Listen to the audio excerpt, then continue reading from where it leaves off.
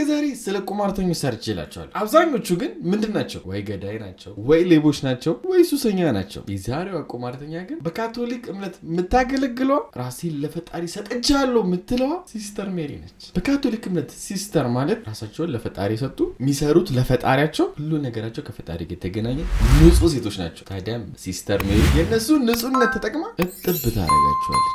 ስሟን ተጠቅማ ማለት ነው። እድሜዋ ሲስተር ሜሪ ከ60 እስከ 70 ይሆናል። ስራዋ ደግሞ ካቶሊክ ትምህርት ቤት የከፈተው የራሱ የሆነ ትምህርት ቤት አለ። እዛ ትምህርት ቤት ውስጥ ታስተምራለች። ማስተማር ብቻ አይደለችም፣ ኃላፊም ነች የትምህርት ቤቱ። ታዲያ መቼ እንደሆነ በማይታወቅ ቀን እየሰራች ባለችበት ሰዓት ቁማር ለምን አልጀምርም ማለች። ለዚህም ይረዳኛል ብላ ደግሞ ብዙ የባንክ ቡክ ትከፍታለች በተለያዩ ቅርንጫፎች።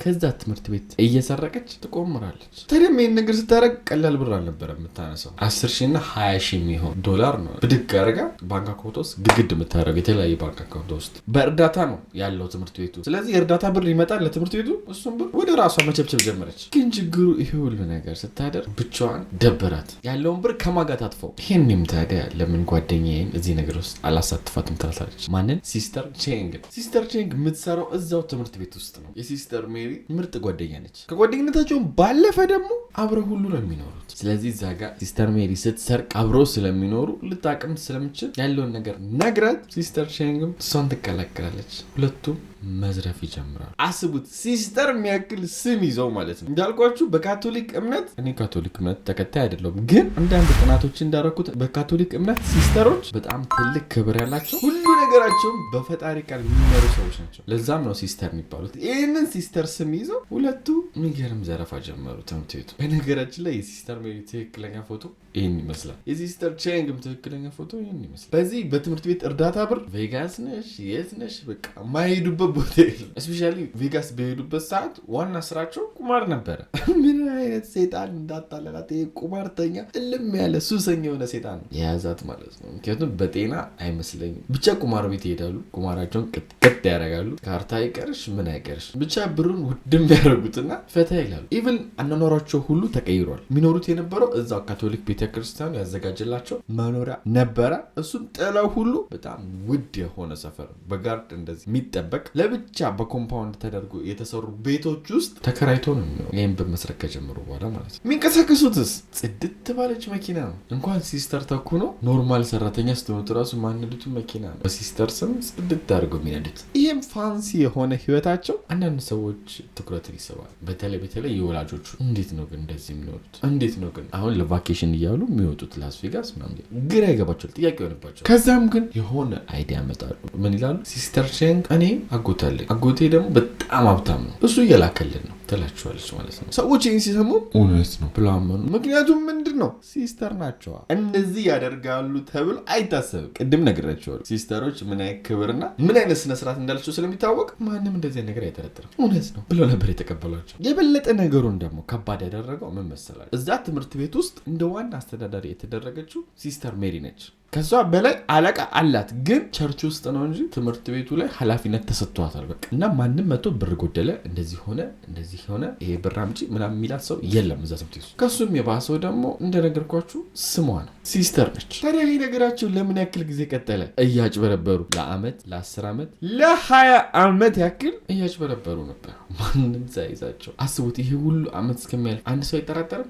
ማንም አልጠረጠራቸው። ለምን? ሲስተር ናቸው። በነገራችን ላይ ወደ ትምህርት ቤቱ ሁኔታ ስንሄድ ትምህርት ቤቱ እየበዘበዙት በጣም ነው የወደቀው። ማለት ችግር ውስጥ ነው ያለው። ለምሳሌ ትምህርት ቤቱ ማቅረብ ያለበት መጽሐፎች አሉ፣ እሱን ትምህርት ቤቱ አያቀርብም፣ ግዴታው ነው። እንዲሁም ውጭ ሀገር ስትሆኑ ስፖርት ክላስ ምናምን ሊኖራችሁ ይችላል። ያ ክላስ ላይ የስፖርት ልብሳችሁን ትምህርት ቤቶቹ ነው የሚያሟሉት። ምክንያቱም ይሄ የእርዳታ ትምህርት ቤት ስለሆነ የሚማሩትም ተማሪዎች ይሄንን ድጋፍ ይፈልጋሉ። የግል ትምህርት ቤት አይደለም። ይሄ ድጋፍ እንዲደረግ ከላይ ብር ይመጣል። ሲስተር ሜሪ የምታሳልፈው ነገር የለም። ወላጆችስ ሲመጡና አረ ልጆቻችን እንዴት ነው መጽሐፍ እያገኙ አይደሉም፣ ያስፈልጋቸው አንዳንድ ነገሮች እያገኙ አይደሉም፣ ብር አምጣ፣ ጌት ይመጣል ብር፣ እንዲሁም አዋጡ ትላቸዋለች የልጆቹን ቤተሰብ። በዛ ላይ ልጆቹ ምግብ መብላት ባለባቸው ሰዓት ፀሐይ ላይ ሁሉ ቢበሉበት ሰዓት አለ። ጥላ ግዢ እንጂ ጥላ ያስፈልጋል ሲሏ አዋጧ፣ ብር የለም፣ ጌት ይመጣል ብር ነው የምትላቸው ማለት። ግን በቂ የሆነ ብር ነው የሚያገኘው እርዳታ ትምህርት ቤቱ ማለት። በዚህ ሰዓት ወላጆች በቃ ምርር ሲላቸው ልጆቻችሁ መቼስ ትምህርት ቤት ልካችሁ ምግባቸውን ፀሐይ ላይ እንዲበሉ አፈልጉ፣ ጥላ እንዲሰራ ያዋጣሉ። የተዋጣውንም ብር ሲስተር ሜሪ ወስዳ ቁማሯን ፈታ ትልበታለች። በነገራችን ላይ እንዳረሱት ሲስተር ሜሪ እድሜዋ ከ60 እስከ 70 የሚሆን አሮጊት ይባላል። አሮጊት እኔ ስድብ ነው ይመስል ብቻ እድሜ ጠገብ ነች። በዚህ እድሜዋ ነው እንደዛ አስቀያሚ ቁማርተኛ የሆነችው። ተስባችሁታል። ቁማር ቤት ሄዳችሁ እናንተ አትሄዱም፣ ጨዋ ናችሁ። ግን ድንገት ሄዳችሁ አሳስቷችሁ የሆነ ነገር ሄዳችሁ ሴት አያታችሁ መታ ስትቆመር ከባድ ነው። ብቻ የእሷ ቁማር ነገር ምንም መስሚያ የለው። ታዲያ በዚህ ነገር ፈታ ብለው ሲዝናኑ 2018 ላይ ኦልሞስት በቃ 20 ዓመቷን ቅድም እንዳልኳት ሊደፍናት ሲሉ ነገሮች ይቀይራሉ። ምክንያቱም መስረቅ ያቆማሉ። ለምን መስረቅ ያቆሙ? ተጸጽተው ንስሐ ገብተው አይደለም። ትምህርት ቤቱን ምጥጥ አድርገው ከበሉት በኋላ ተማሪው ሲቀንስ፣ የተማሪው መቀነስ ቁጥራቸው ደግሞ ታውቆ የሚደጎመው ብር ሲቀንስ ምን እሰራለሁ በቃኝ ትልና ትወጣለች። ሲስተር ሜሪ ሲስተር ሻይንግ ለተማሪዎች ያሉት በቃ ጡረታ ልንወጣ ነው ብለው የተናገሩት ማለት ነው። በዛ በኩል ግን አጠራቅሞ የሚገርም ቤት ገዝተዋል፣ ሁለቱ ለሚኖሩበት ማለት ነው። ግን የሆነ ቦታ አልሰራም በቃኝ ብላችሁ ስትነሱ ርክክብ የሚባል ነገር አለ። እስከዛሬ የሰራችሁን ፋይል፣ እስከዛሬ በድጎማ የመጣውን ገንዘብ እንዴት እንደጠፋ የሚያሳይ ፋይሎች፣ ወጪ ገቢዎች፣ ሁሉ ነገር ቁልፍ አይቀር ምን አይቀር ታስረክባላችሁ። ይህን ነገር ሲስተር ሜሪ ችላው ብላ ነበር ወይም አላሰበችው። እናም ቅድም ያልኳችሁ የካቶሊክ ቸርቹ ዋናው እሷን ይህን ትምህርት ቤት ኃላፊነቱን ባንቺ ጥያለሁ ብሎ ኃላፊነት የሰጣት ማይክል ይባላል። እሱ ነበረ ይህን ነገር ያዘዘው። ማዘዝን ባይጠበቅበትም ትክክለኛ መንገድ ነው። በቃ ርክክብ ያስፈልጋል። በዚህ ርክክብ ሰዓት ደግሞ የሆነ ሰው መጣ። ምን ብሎ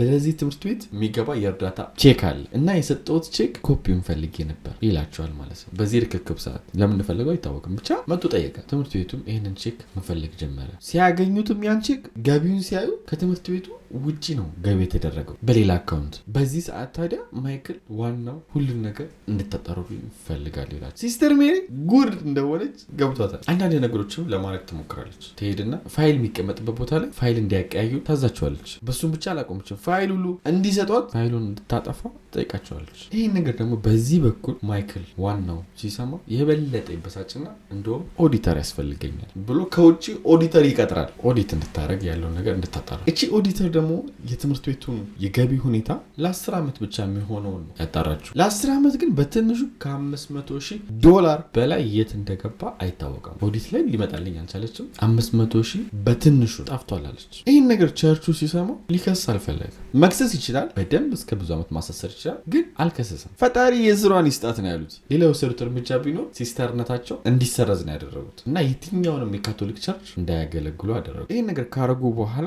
ስብሰባ ላይ ለወላጆቹ ያለውን ነገር ተናገሩ። ወላጆቹ ይህን ሲሰሙ ግን ተበሳጩ። እንዲማ ዝም አንላትም፣ መክሰስ አለብን አሉ። ምክንያቱም አስቡት፣ ልጆቻችሁን እንደዚህ ትምህርት ቤት ልካችሁ ለልጆቻችሁ የሚገባውን ነገር ሲዘርፍ የቆየችን ሴት መታገስ ከባድ ነው የሆነባቸው። እኚህ ወላጆች ቀጥ ብለው ፖሊስ ጣቢያ ያለውን ነገር ተናገሩ። ፖሊሶችም ይሄን ነገር በጥብቅ መመርመር ጀመሩ። ግን እነሱ ብቻ አልነበሩም ይህን ነገር የመርመሩት። ኤፍቢአይ ጭምር እዚህ ነገር ውስጥ ገባ። ኤፍቢአይ መግባት ከገረማችሁ የአይአርኤስ ራሱ እዚህ ነገር ውስጥ ገብቷል።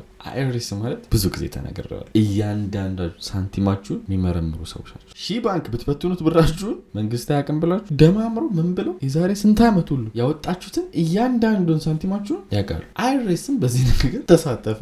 መረጃም ሲገኝባቸው ሁለቱም ሲስተሮች ቀጨም ተደረጉ። አይሪፍም በመጨረሻ የሰረቁትን ዶላር ይፋ አደረገ። $835,000 በጣም ብዙ ነው። ይዘው ከትምህርት ቤት መስረቅ ማለት በጣም ብዙ ነው። ዘርፈዋል ብሎ መረጃ ወጣባቸው። ፍርድ ቤቱም ከቀረቡ በኋላ ግን ቅድም እንዳልኳችሁ ቸርቹ ክስ መክፈት አልፈልግም ስላለ 1 ዓመት ብቻ ሲስተር ሜሪ ተፈረደባታል። ሲስተር ሼንግ ደግሞ አብራ እንደዛ ስታጠፋ ስትቆምር የነበረችው ሲስተር ሼንግ ጓደኛዋ ሁሉን ነገር እሷ ላይ ተናገረች። በዛም የተነሳ እሷ በነፃ ተለቀቀች። በክትትል ውስጥ ብቻ እንድትሆንና በነፃ ለቀቋት። ግን እንቅስቃሴዋን ይከታተላሉ እንደልቧ። የሆነ ሀገር ወደ ሌላ ሀገር መንቀሳቀሳች። ሁሌም ቆንጆ ከምትሉት ነገር ውስጥ እንደዚህ አይነት ሰዎች አይጠፉ። ደስ የሚለው ግን ከኛ ቢደበቁም ከፈጣሪ ማምለጥ ስለማይችሉ ፈጣሪ ደግሞ ጠብቆ እንደዚህ ያዋርዳቸዋል። ስልጣን ላይም ሆናችሁ የምትዘርፉ፣ እምነትንም መሰረት አድርጋችሁ የምትዘርፉ ሰው ላያችሁ ይችላል። ባላችሁ ስልጣን ምክንያት፣ ባላችሁ ክብር ምክንያት መጥፎ ነገር እየሰራችሁ ከሆነ ማለት ግን ፈጣሪ ያያል።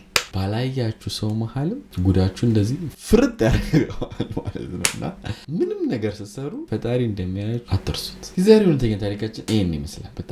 በጣም ወዳችኋለሁ። ቆንጆ 11,000 ላይክ እፈልጋለሁ በዚህ ቪዲዮ። በቀጣይ እንገናኛለን። ቻው።